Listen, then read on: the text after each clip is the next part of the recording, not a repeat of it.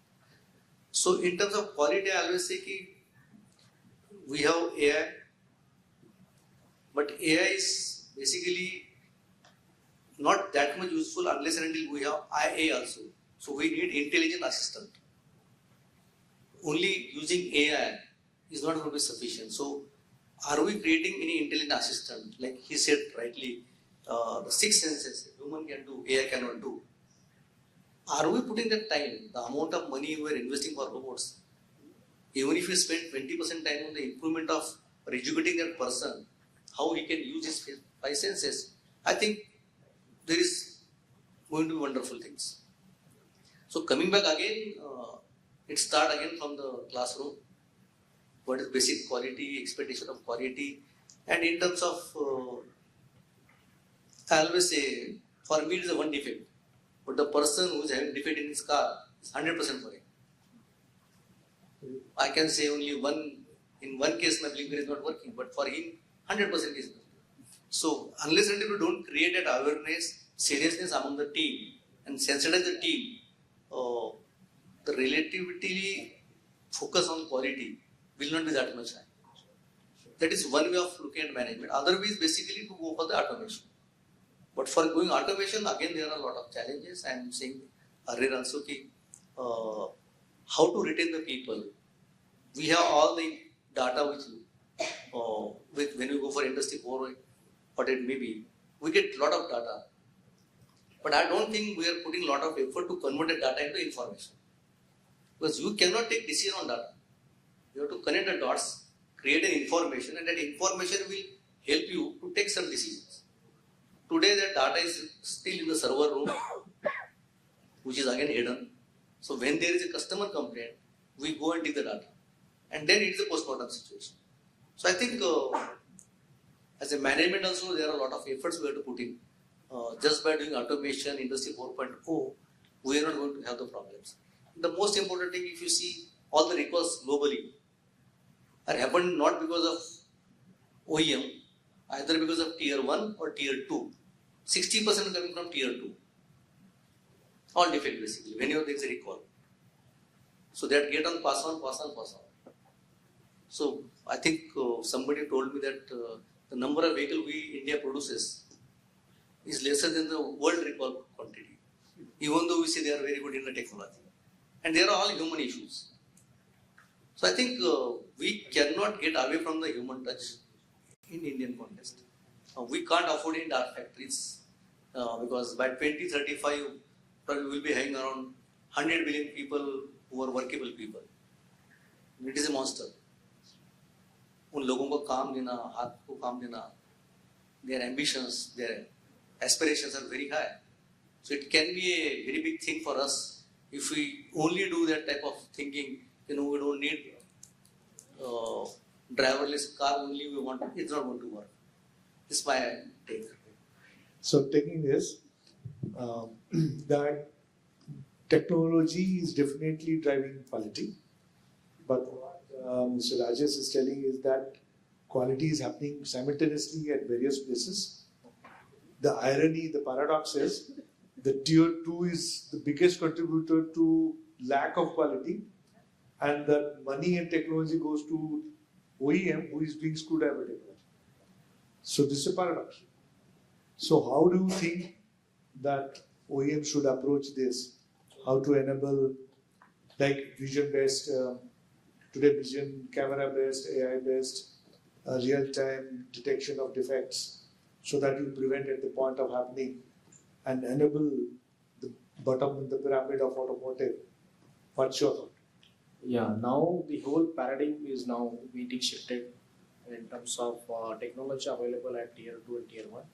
So now the business model is coming up like that. The OEMs are now helping to give some of the cost in terms of the automation and the detection of the vision-based detection at the end of tier 1 and tier 2 if the characteristics are CC and SC. If it is the characteristics are mentioned in the product as a CC, SC, and if the detection is most important, no OEM is taking that particular risk to recall, because it is very bad that now, as per the new mandate, every company is forced to deploy their recall officer and their separate management of the recalling of the product. So it's very serious. So the OEMs are helping now, some investment, they are helping the tier 2 suppliers by giving some of the cost compensation. So this business model is helping now. So recently we have came across Mahindra is started giving the cost of the robots as well as the vision systems to the tier 1, tier 2. So this is happening now. So this will scale to a very different level where the what we said earlier is that the basic philosophy of the TPM was to highlight the problem at the surface and to resolve. Okay, so that will happen now really, because of the vision detection system and automation, the real problems in the supply chain and all these things will be get highlighted. So there will be further rectification, and we are very confident that the incomplete value chain, the inventory levels will be squeezed to maybe 50% or less than what today we are having. So that is one of the biggest benefit you will see in coming years. So dwelling on the quality again, vision detection is current buzzword, but we had been hearing about MES, Manufacturing Execution System, and IoT 4.0, wherein we can take the data out directly from either machine or from the top range and other things. How much of that is adopted in India? If it is not, then why? And before that, Industry 3.0, I know that in process inspection and self-correction were there long ago. Those data are residing in the server. But that's the end of it within the machine. But it was not taken out for self-looping and having concurrent, review of the operations. Okay. So MES, IoT 4.0, is it we are still behind, and why we are behind, why we are not able to adopt that? The basic reason was any OEM cannot develop their own stuff like manufacturing execution system. Like they cannot program something and they can deploy something, and it requires a huge amount of infrastructure for programming development. So it was always up to this particular era. It was always that somebody, some other company should have invented such kind of a product, and we should be using that, and we will give some AMC cost.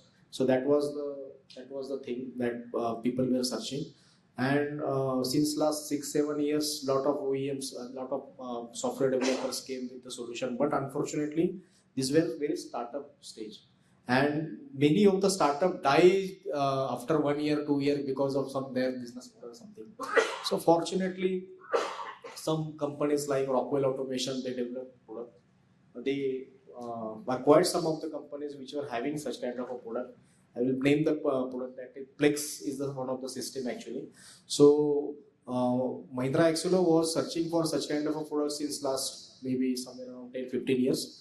But unfortunately, we tried many suppliers, but unfortunately these suppliers went bankrupt and we were helpless actually.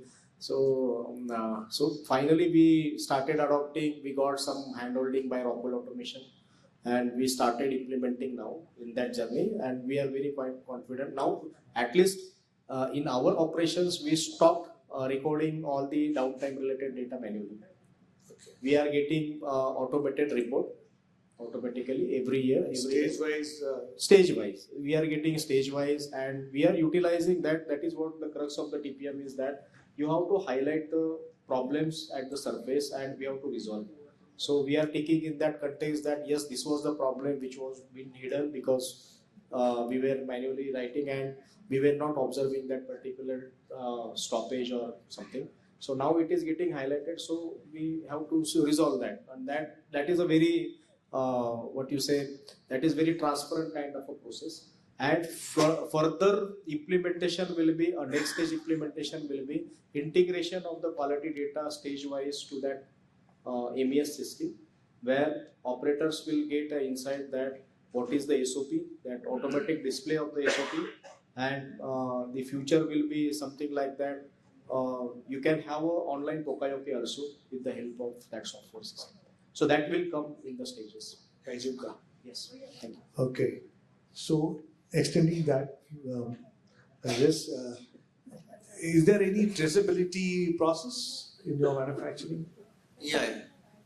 There is a very stringent traceability process during our manufacturing processes, because even though we are not exporting directly, but indirectly we are exporting to global. If you say we are also exporting to 72 countries through Bajaj, so every country will have different requirement of their, as per their norms, country's norms. So that traceability is very, very important, and we are working very thoroughly and very systematically. And again, the industry 4.0 is playing a very major role in terms of maintaining the traceability. It starts from child part to sub-assembly to the FG product, with respect to date, time, and the person who is working on them. So I think I cannot say we are 100% achieved that target, but we are on the right path where wherever there is a necessity, we are in a position to start the traceability practices from day one. And that is playing major role. That average is only coming when the customer is demanding more. So I think traceability is in place at our place. That will help in recall also. Yeah, that helps. So I think this is an endless topic actually. Due to lack of time, we cannot talk many other topics. I wanted to speak about maintenance, which is a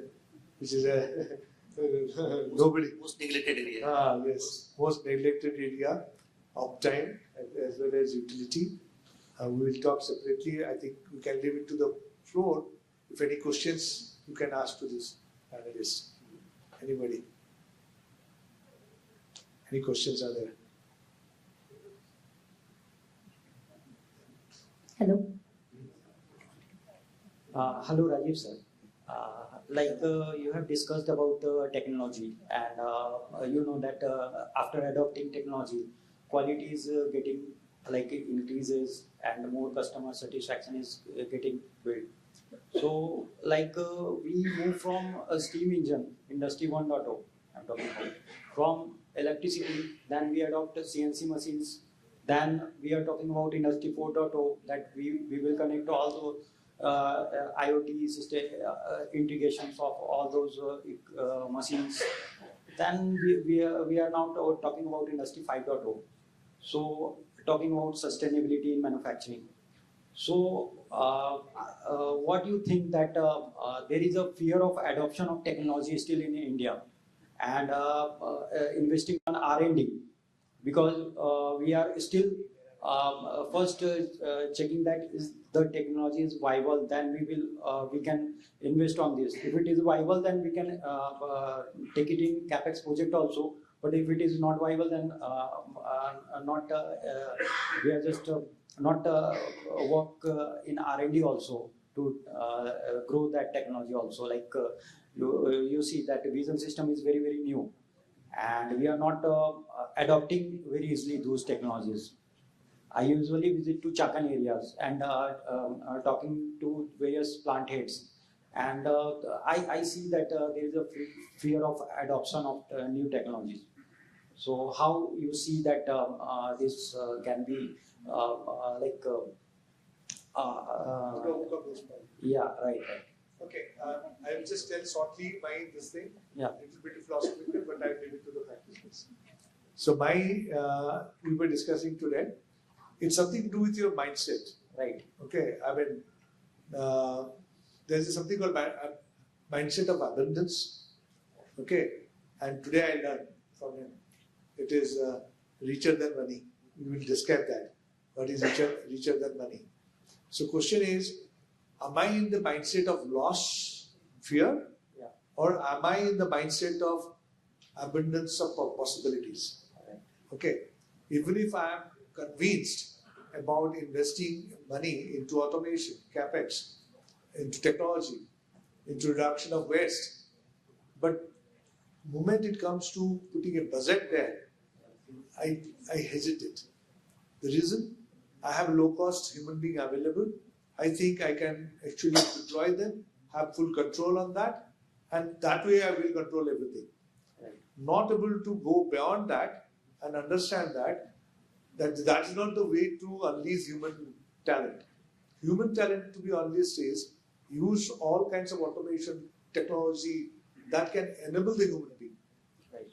Otherwise, you would not have invented the airplane to move from here to USA in some 15 hours. Okay, it would have taken 3 months, 4 months the way we were going earlier. Even you would not have invented all of the kind of things that as industry 1.0 to 2.0 to 3.0. We got stuck there. We're not able to move from 3 to 4. 5 is way forward. I say now we don't have to have 3, 4, 5. You have to have context. That's why human technology combination and believe in that to eliminate waste, as he's telling about. Go to the 𝗂𝗊, understand this thing. Make leadership and the bottom of the pyramid. You both work together. Yeah, you go ahead. Thank you. Shall I? Okay, there is a slight context that I don't explain that there is one approach known as a loss cost matrix, okay, which is very proven matrix actually at TPM. So, in normal sense, what is the cost of 1 minute that you are losing on the shop floor? So, it has to be looked into two contexts. One is that if your capacity is not working at 100%, then in that particular context, we have to see that how much cost we are losing in terms of the operational. What is the operational cost we are losing? Then second context, we have to see that if we are working at almost 90% efficiency or more than that, we have to see that what is the opportunity that we are losing by not investing into capex. So that makes sense because we are always doing that particular thing that let us take example, if I am losing on the shop floor for 1 minute and the cost of that particular 1 minute is 500 rupees as an operational cost, salaries of the employee, energy, etc., etc. But at the same time, if I am not able to save that particular time, I will be losing 1,200 rupees of the opportunity cost, which is possible to add into my PBT. Right? So that is the difference. So you have to see in both contexts from the one single chart. Right? So you will come to know. The hidden cost is not visible to him. Not visible. The beauty lies in how smart are you to put cost-benefit analysis to him, and those hidden costs and waste costs have to be brought forward. I'll just give you another context actually. Many times I have seen that fortunately I am accessible to financial data, so I can tell you the figures and everything. In many organizations, operational management is separate, financial separate. Financial people don't share data with operation people don't share data with finance because they both don't trust each other. That is the biggest issue. They have two different words. Right. So that's the reason that real loss cost matrix is not happening. So that is the root cause. Okay. So I think your question is basically, do you think that industries have fear to implement newer things? As Rajib sir said, it is a question of mindset. I think in today's India, I don't think there is any fear in anybody's mind. Probably people are trying to calibrate the cost-benefit analysis. As a tendency, we prefer to wait and watch. That will soon go away because government is very, very aggressive. If we are having fear in our mind, Chandrayaan would not happen. Singur nahi hota tha. Correct? You just see the government, what they are doing. Every 45 days, they are building one airport. So there is no fear in terms of industry also. The only thing we are trying to recalibrate the cost-benefit analysis. And more important thing is that probably we are less focus on how we can give something beyond norms. It took 40 years for us to make a rear seat belt compulsory. That came after only the regulation. So there are many things driven by the regulation. So when the industry is not in aggressive mode, government is in aggressive mode, they will convert that very good technology and very good policies which will help industry to push themselves. But I don't think there is any fear in your mind. Because it is proven. That's a good note. Industry policy is coming day in, day out, PLI and further. So, if you want to add something before we end. Yeah, so just two elements like what the gentleman over here said. First, industry is pushed by the policies, no doubt about it. Government sets the bars, what you have to achieve, quality, production, anything what you see, they set the limit and you have to go after it. If not, be ready to be disrupted. Some startups sitting over there will go aggressive after you, only to increase their valuation to be bought by a larger entity, but still, that's a huge loss still. So you have to be really cognizant about what is happening around. If you fear today, someone's going to go over you. So you better take that decision. In a forum like this, like all the leaders over here, someone's going to go back to their factory and say, today I saw this technology. In anything, any of the presentation, they should talk about it to their leaders down the line and say, we've seen this, give it a shot.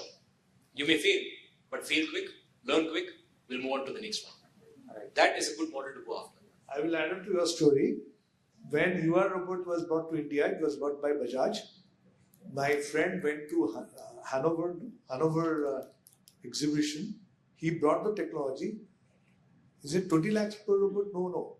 He brought it down to 10 lakhs. Something. He brought the components. He learned how to assemble them, test them, and deploy them. 50% reduction. Immediately cost benefit analysis came.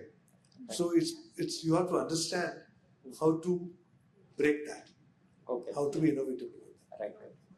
Thank you, sir. Thank you all. Thank you.